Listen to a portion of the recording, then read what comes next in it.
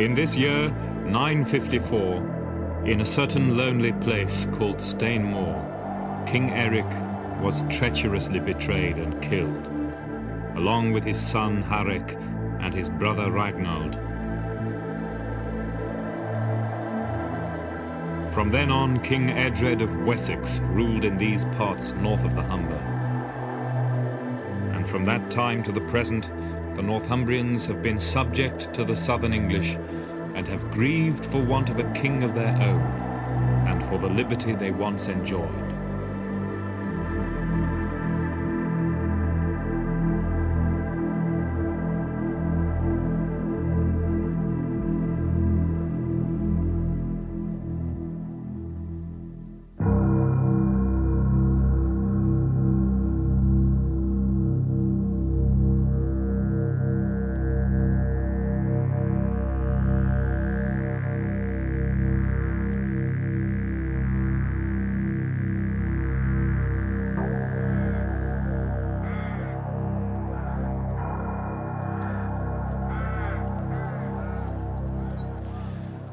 The search for Eric Bloodaxe is, to say the least, difficult, even though his life is intensely dramatic.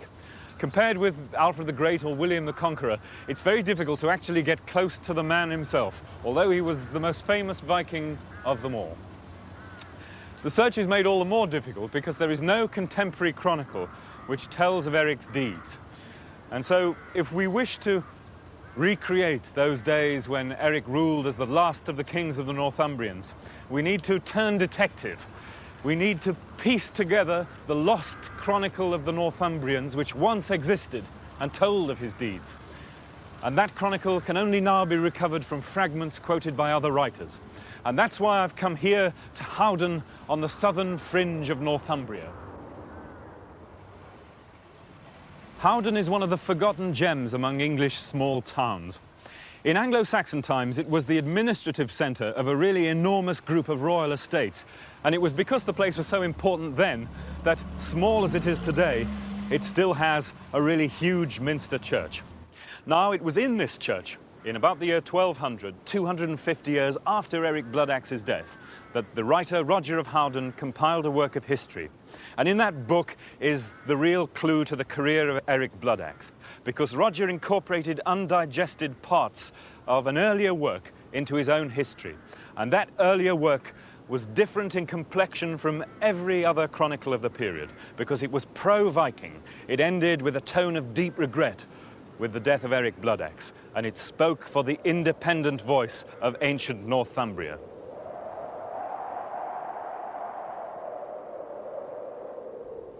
In the 10th century, Northumbria was a huge semi-Christianized kingdom whose wild hills were populated by a mixture of English, Celts, Danes and Norse.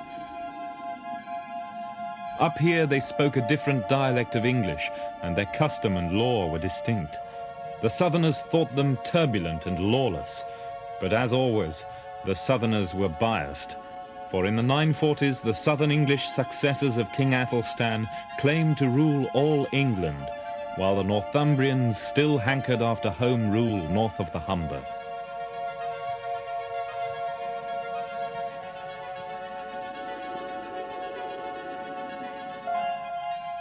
In the mid-10th century, Northumbria still stretched from the Humber to the Forth. Great areas of the Borders and Lothian, although settled by Scots, were still under Northumbrian rule. Further to the south, Yorkshire had been part of the original Danish settlements of Alfred the Great's time, and here a mixed Anglo-Scandinavian society had developed, which saw its future differently from the rest of England.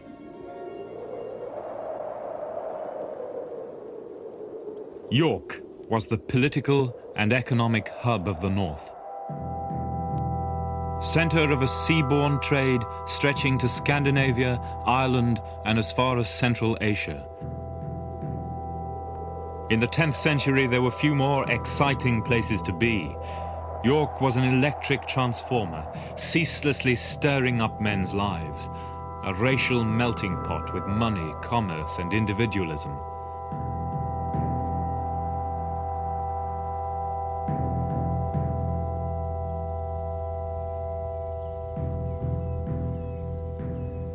York, said a 10th century writer, was still distinguished by its impressive facade, surrounded by Roman walls that are now disused and decayed. But it still rejoices in its multitude of peoples, not less than 30,000 adults, indescribably rich, filled with the wares of merchants from all parts, particularly from the Danes. In this atmosphere, a Latin chronicle of York was written as propaganda for the Viking kings in the north. And where better to imagine it than a cold upstairs room in a great 10th century church which Eric Bloodaxe knew. The lost Chronicle of York was written in a room just like this one. This is the oldest room in York. It's in the Church of St. Mary, Bishop Hill, a great 10th century Anglo-Saxon church which flourished at the time of Eric Bloodaxe with a congregation of well-to-do Anglo-Vikings, men of wealth and taste. The Chronicle would also have been written by a churchman, because only churchmen could write. They had a monopoly over written propaganda. And it was also surely written under the supervision of the enigmatic Archbishop of York, Wulfstan. Wulfstan was an inveterate northerner. He ruled the roost here for 25 years like a prince bishop, standing for independent Viking Northumbria. And to him, Eric Bloodaxe represented a return to the good old days. Bloodaxe gave the Northumbrians a king of their own, a king to set beside the glorious kings of Northumbrian history. And he was a far better bet to Wulfstan than a king from London. That's an opinion which you can still find in Yorkshire today. The Chronicle would have been written then from the point of view of the Viking kings. It told of their alliances, their marriages, and it even used Scandinavian words, Latinized, to match the kind of speech that happened in the street of York. How do we know all this when the Chronicle is now lost? Well, a whole series of often much later writers give us nuggets of detail that could only have been written down in the 10th century. So what I've done here is to put all those little nuggets together and try and reconstruct the history of the ancient Northumbrians as it might have been written down in the 10th century. It's simply a matter of Xeroxing those passages and putting them together in chronological order. And here it is. This is the Chronicle of the Northumbrians, and it enables us to look at the career of Eric Bloodaxe in detail for the first time. In 947, said the Chronicle, the Northumbrians set up as king over themselves a certain man of Norse royal line, called Eric. In the summer of that year, Eric appeared with a fleet in the mouth of the Humber. Former king of Norway, Eric had been inured to battle since his teens, when he fought by the White Sea in the north of Russia. There his ruthless bravery had earned him the nickname Bloodaxe. Now exiled by his own people for his brutality, he was on the lookout for a stage and a kingdom.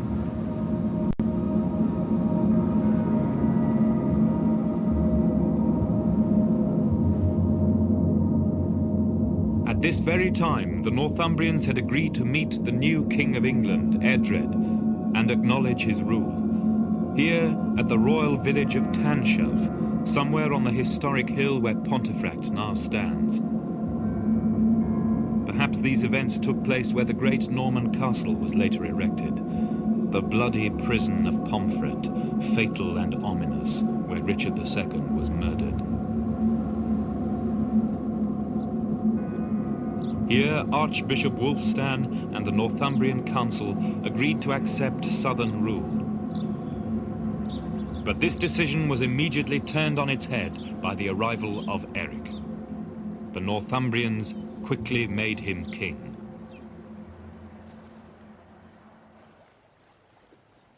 The wealth of Eric's York flowed in from the sea. Here, wide-bellied merchant ships unloaded goods from Norway and Ireland. Here, on the quays of the River Ouse, were the warehouses of Viking dealers. Above the waterfront, squalid streets were packed with craftsmen's tenements, teeming with industry. Here, on Joiner's Street, Coppergate, a major excavation behind the shop front has opened a fascinating window on the world of Eric Bloodaxe. Richard Hall has now reached the Virgin River clay. Now that you're through those layers, what is the basic impression that you've got out of this site for mid-10th century York?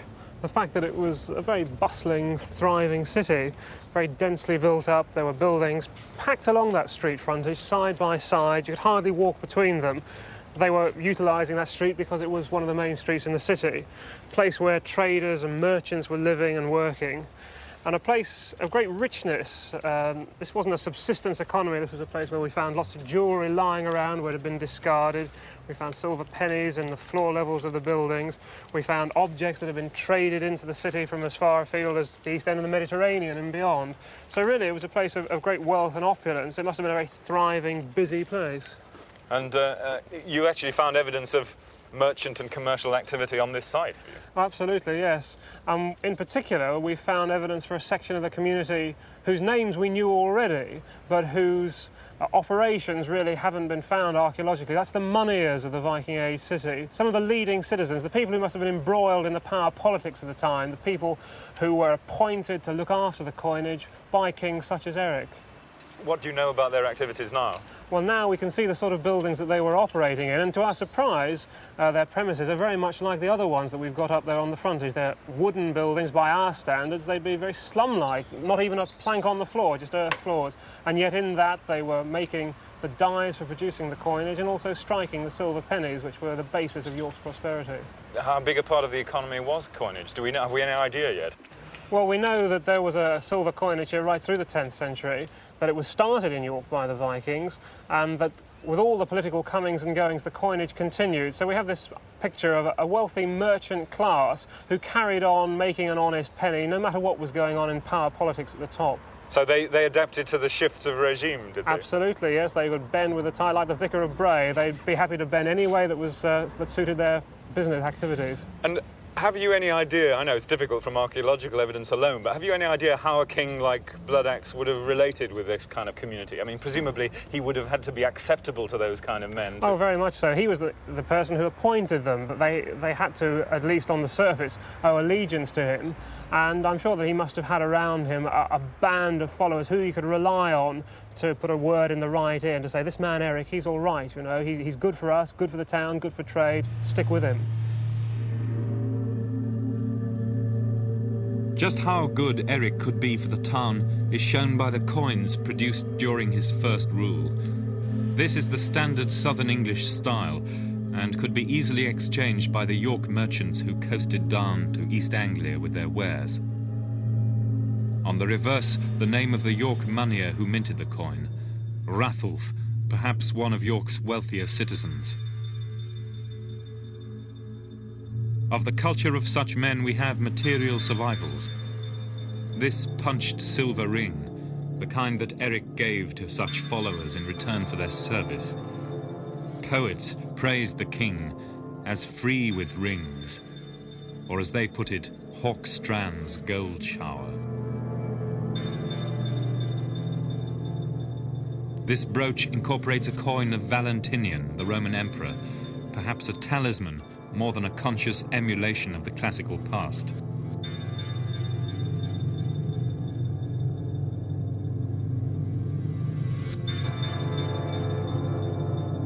It was a society where much ingenuity and wealth went into male adornment. This ring in particular shows the head of a man between wolves, a pagan motif, but also one referring to the martyrdom of Saint Edmund, a warrior saint much admired by Vikings. In the poetry of the 10th century which praises Eric, the images are harsh. The guardian of the land held sway beneath a helmet of fear, giving lavish gifts, stern-minded, he steadfastly ruled in the fortress of York, over his sea-washed shores.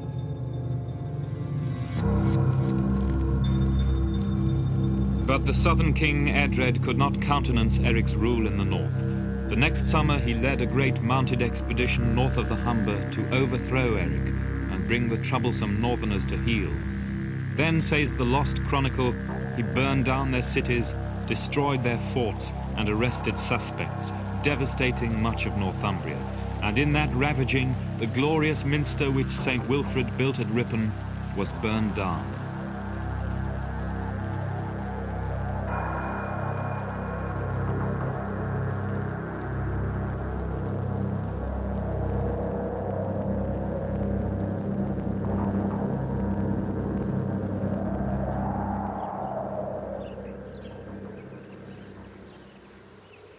Archaeologists have pieced together a few clues about Saxon Ripon. The 7th century church stood on this little hill, surrounded by wooden hovels and protected by a palisade and ditch. Above ground, there are few signs today. Just these fragments of the Saxon church incorporated into the Norman walls. But they are not the whole story. There is one part of the glorious minster of St. Wilfrid at Ripon which still survives today.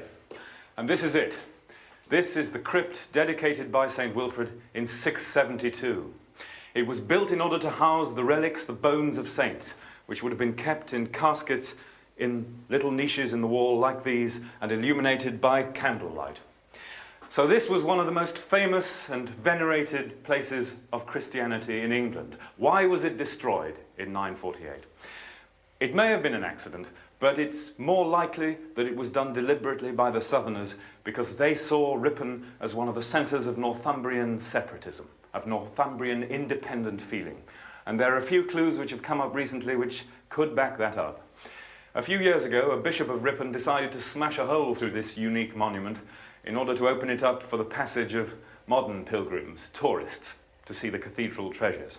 And in the earth fill outside this crypt, destruction debris was discovered, probably from the burning of this church in 948, in the war with Eric Bloodaxe. And chief among the pieces that turned up was this. This is a crosshead from the old Viking age cemetery of Ripon. And although obviously it's a Christian monument, it carries a pagan Viking theme. There, if you can make him out, is the figure of the hero Sigurd sucking his burned thumb, having killed the dragon Fafnir. Now this would have been a fairly expensive and elaborate commission, and it suggests the kind of wealthy patrons of the Church of Ripon, Vikings, who might also have been backers of Eric Bloodaxe. There's another clue. At the time of the destruction, either before the church was destroyed or afterwards, the Archbishop of Canterbury, who was with the Southern Army, came down into this crypt and removed the bones of St. Wilfrid himself from one of these relic niches. The justification for this, he claimed, was to save them, to protect them from the innumerable political upheavals of our time, which sounds rather like the Russian justification of their aid for the people of Afghanistan. The real reason may have been that the Southerners were trying to deprive the Northerners of the spiritual backing of their most famous and warlike saint. If they were thinking that way, then they were to be sadly disillusioned.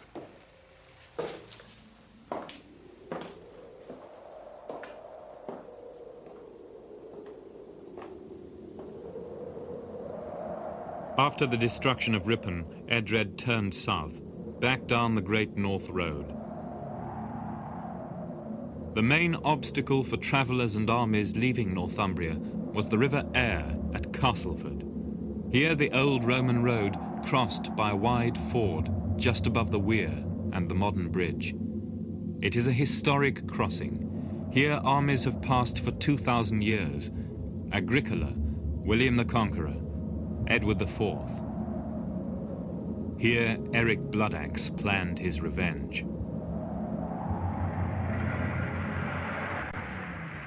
As yet, we do not know what was here in 948.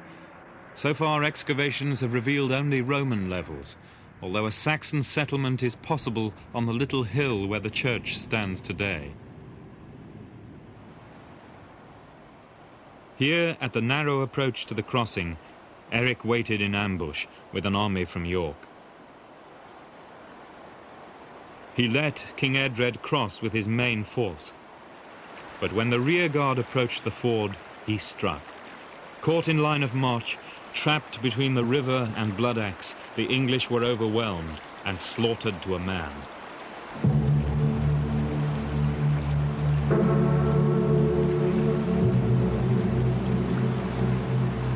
It was the first time in half a century that the Southerners had been beaten in battle. Eric's court poets were jubilant. Artist of war, wetter of swordplay, they sang. Across the water leaps his fame. Enraged by this disaster, Edred announced he would return with a greater army and lay waste the whole of the north, unless the Northumbrians abandoned Eric and paid him compensation. They did. Late in 948, Eric set sail from York into exile.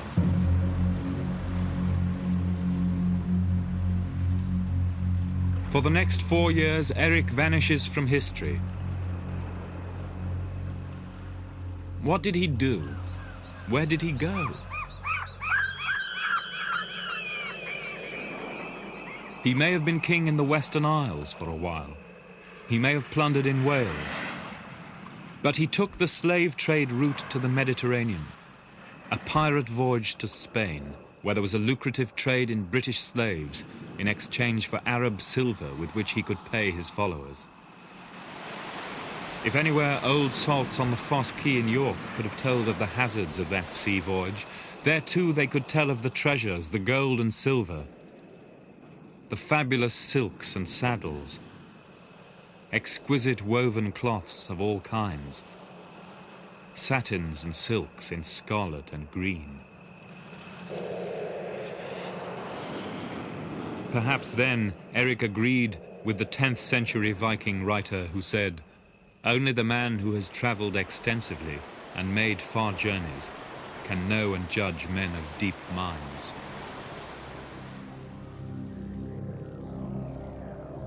Late in 952, a great battle rocked the world of northern Britain. Somewhere on the wild verges of Northumbria, an alliance of Scots, Cumbrians, and English from Bamborough was heavily defeated by the Norse. Eric had returned. In the Cathedral Church of York, there was no hesitation in having him back. The flame of Northumbrian separatism was as ardent as ever. And Archbishop Wulfstan, now in his 60s, was as strong as ever in his support for any king who stood for northern independence.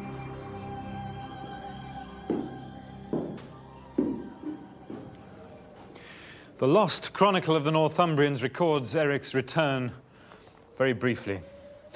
952. Here Northumbre underfengon Eric Haroldus Sunu, an Anglo-Saxon translation of the original Latin text. The Northumbrians took Eric, the son of Harold, as their king. Why had they done it? After all the trouble they'd had, especially with Eric, why bring him back? What went through the mind of Archbishop Wulfstan and his councillors when they sat on some day in 952 in an upstairs room like this one and decided how to receive Eric's request? After all, a few years before, they and the powerful commercial interest in York had abandoned Eric after the destruction of Ripon. But this time, things were different. They must have known that the southern king, Eadred, in London, was now a very sick man. And they probably tired of having a pro-southern puppet up here. And they saw their chance to appoint a man who would build and keep an independent Northumbria once and for all. The coins now minted for Eric press home that idea. No mere copies of southern coins. Now they proudly blazon Eric's name, coupled with a great sword. And as before, we know the names of the York citizens, English and Norse, who created these remarkable expressions of Eric's rule. Ingilgar, Rathulf, Leofric, and here Aculf. Down south, Eric's return was greeted with tight-lipped fury. Court rumour pointed the finger at Archbishop Wulfstan. So the next time the redoubtable churchman came south, he was arrested and incarcerated here in the lonely fortress of Uthanburg, now Bradwell-on-Sea, on a marshy promontory on the northern tip of Essex. The walls of the former Roman station have now vanished. All that remains is the 7th century chapel of St. Chad. Here, in this desolate place, for the whole period of Eric's second rule in York, Archbishop Wulfstan kicked his heels, with seabirds for company. He was never to see his beloved north again.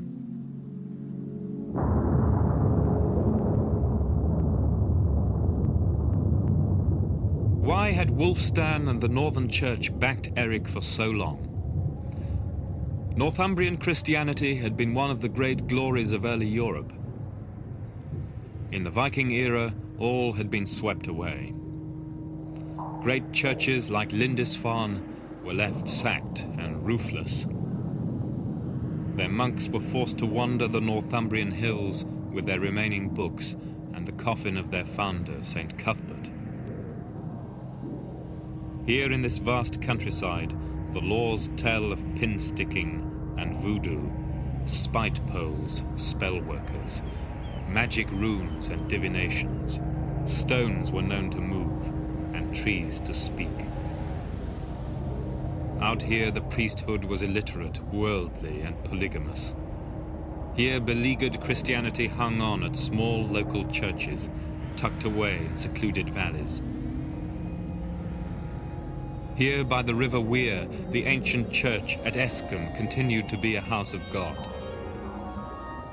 The reason was probably the presence of a settled Viking population nearby who had been converted to Christianity, for it was where the church accommodated the invaders and their beliefs that Christianity could still flourish.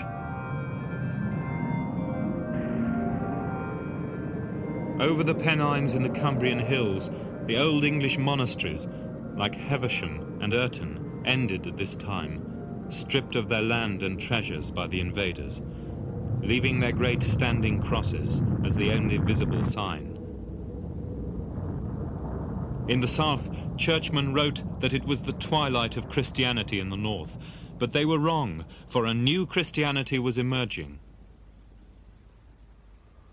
The meeting of Christian and pagan themes which it entailed is best seen at Gosforth in Cumbria, where a Dark Age masterpiece gives us more clues to Eric Bloodaxe's thought world. Richard Bailey of Newcastle University has made a special study of Viking Age crosses. Very few of them actually survive complete, except for this, which gives us an astonishing insight into the radical thinking that's going on in the 10th and 11th century. Because here you've got, you see, what looks like a straight Christian scene, a crucifixion with Longinus and Mary Magdalene below. But everything else on that cross is taken straight from pagan mythology. Up above Christ there you've got Vidar avenging the death of his father Odin, and then round on the other side we've got, around this side, two more scenes from pagan mythology. At the bottom there, the devil god Loki being tortured with his faithful wife Sigyn, tortured by having a snake's head placed over his forehead and poison dropping upon him. And then up above, Heimdall, the watchman god with his horn. And all of this is the story actually of the end of the world of the Old Norse gods, the day when the forces of evil would break over the Rainbow Bridge. In a great battle, the gods would ultimately be defeated, and earthquake and fire would sweep everything away. And all that, you see, alongside a Christian crucifixion. And what the artist and the patron is really trying to bring out of this, I think, is a commentary of one mythology upon Christian teaching. Christ, the end of one world, set against the end of another world, and forward looking towards doomsday. I mean, this cross is asking you to make identities between pagan mythology, Christian teaching. It's making distinctions, it's pointing out similarities, and it really does seem to be that this is the way in which the Christian church very rapidly converted the Vikings, moving towards their teaching. How does it fit in with the sort of the history of the North as a whole in this period? Well, I think what you can see quite clearly happening at York is that the archbishops there are very rapidly reaching some kind of modus vivendi with the local Viking rulers. Equally, the Viking rulers are anxious to sort of come into Anglo-Saxon society, and they begin, for example, burying their dead within graveyards, doing the normal kind of thing that the Anglo-Saxons do. So they're moving towards the Christian community. The Anglo-Saxon Christians are sort of absorbing these new ideas which are coming in from Scandinavia. Would it actually have looked something like this in Viking times? No, this looks terribly reticent and in very good taste, but We've got evidence, actually, that these things were garishly coloured. Reds, blacks, blues. I think you wouldn't have really liked it if you'd seen it back in its original form. I think the great thing about stone sculpture, unlike manuscripts or fine metal work, is that it always has been a public art that people could come and look at. And here you see in this churchyard, where it's been for something like 900 years, we've still got a public statement.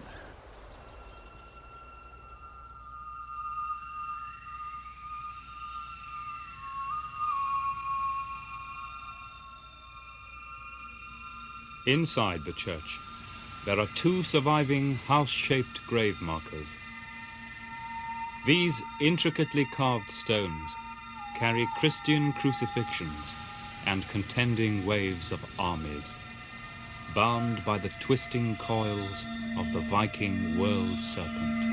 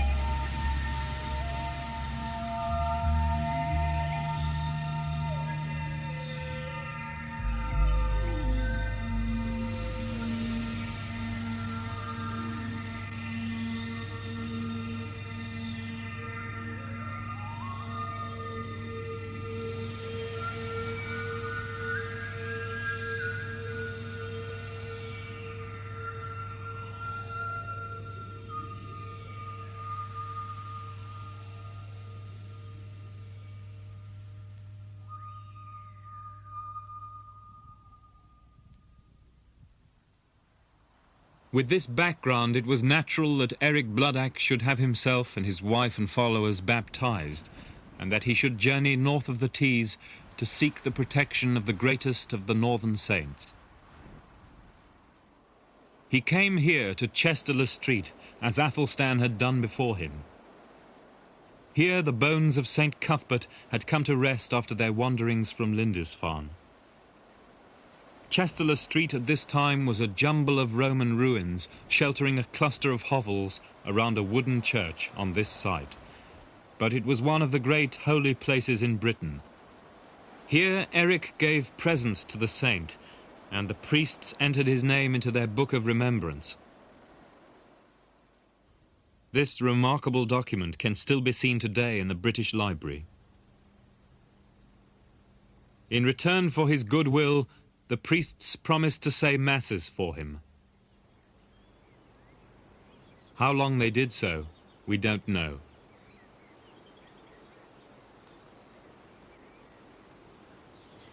What sort of man was Eric Bloodaxe?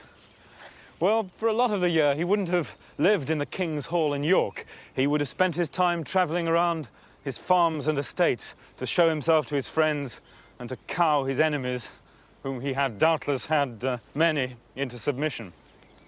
So let's imagine him travelling to one of those estates. Here by the River Tees, on the border of his kingdom, this is Coniscliffe, the King's Cliff. There's the cliff, and above it, from the 7th century probably, there was a royal residence with the church on top. A rare church it is too, with a unique dedication to the Northumbrian royal Saint Edwin. So this was a special place. And like many royal and noble estates in the Tees Valley, it carried on being used right through the Viking period. The Viking invasions didn't destroy this fabric of life. And there are others similar, Gainford up the river, and Sockburn and Aincliffe further down. So let's imagine Eric coming here on a beautiful autumn day like this and meeting the local thanes, perhaps the earl who owned these estates, the kind of men who provided Eric with the backing and the military support for his regime. What kind of man did they see? And what virtues were they looking for? Well, later writers in Norway said that Eric was a very big man, brave, strong, impetuous in disposition, but very cruel, unfriendly, and silent. It's a forbidding portrait, and even the poetry from his own time, written by men who were supposed to be praising him, whilst acknowledging that he was generous to his followers, makes no bones about the fact that he was a very hard man who ruled with a fist of iron. It puts one in mind of the Ugandans and Idi Amin. One imagines that the Northumbrians, in desiring Eric's return, were rather like those Ugandans who today wish for the return of Idi Amin. They know that he's a cruel man, but his cruelty is something they can live with. They'd rather have the devil they know than a weak and ineffectual king. So let's leave Eric with an image in a poem by a man who knew him, who said that if you stood before Eric in his royal hall and looked him straight in the eye, you felt fear when, keen as a snake, the eyes of the all-powerful Lord glittered with a fearsome light.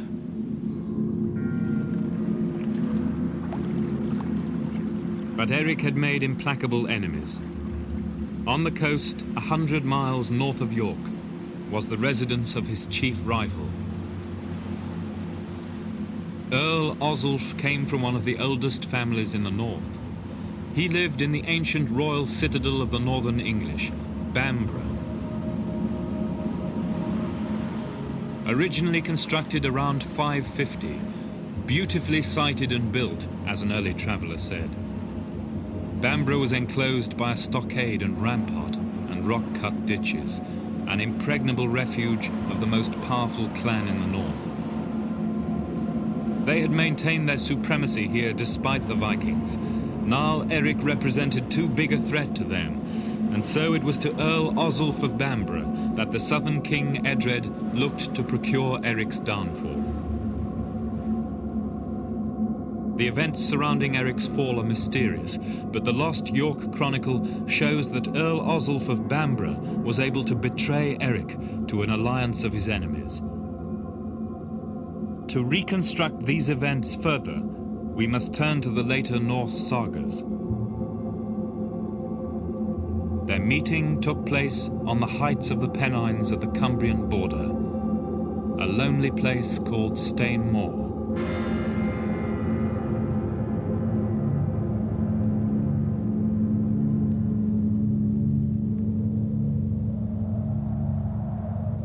King Eric had so great an army that 5 kings followed him, because he was a valiant man and a battle winner. And he trusted in himself and his force so much that he went deep up country. And there a tributary king of King Edred came against him, and a dreadful battle ensued.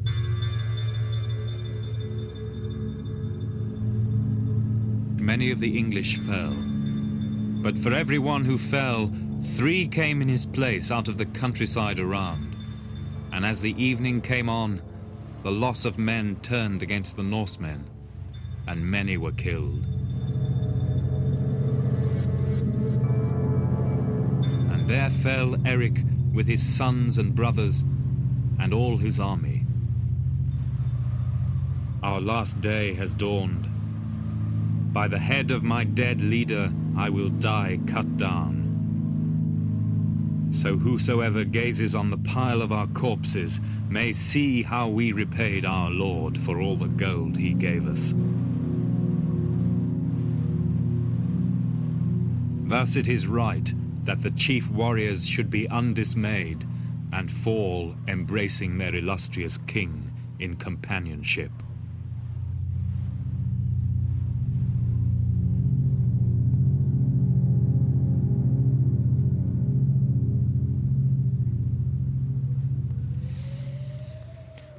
The annal in the lost York Chronicle which tells of Eric's death is brief, but there's no mistaking the sympathy of the author.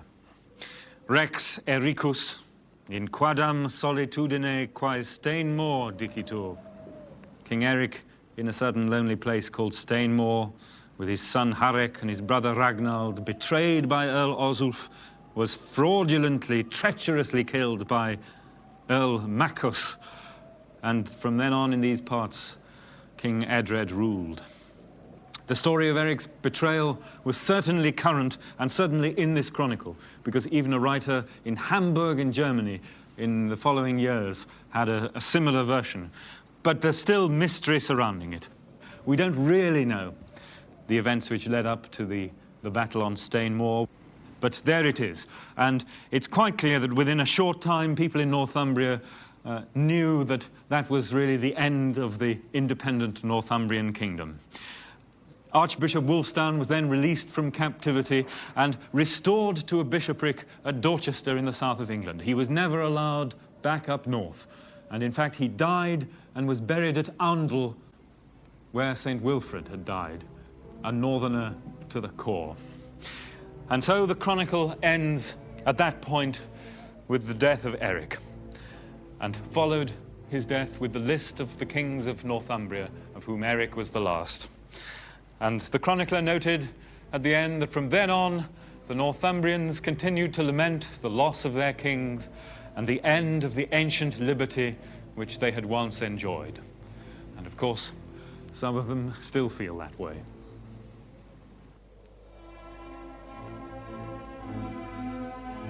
And so the career which had blazed across northern history from the White Sea to Spain ended in the lurid glow of funeral pyres on the wild heights above Westmoreland.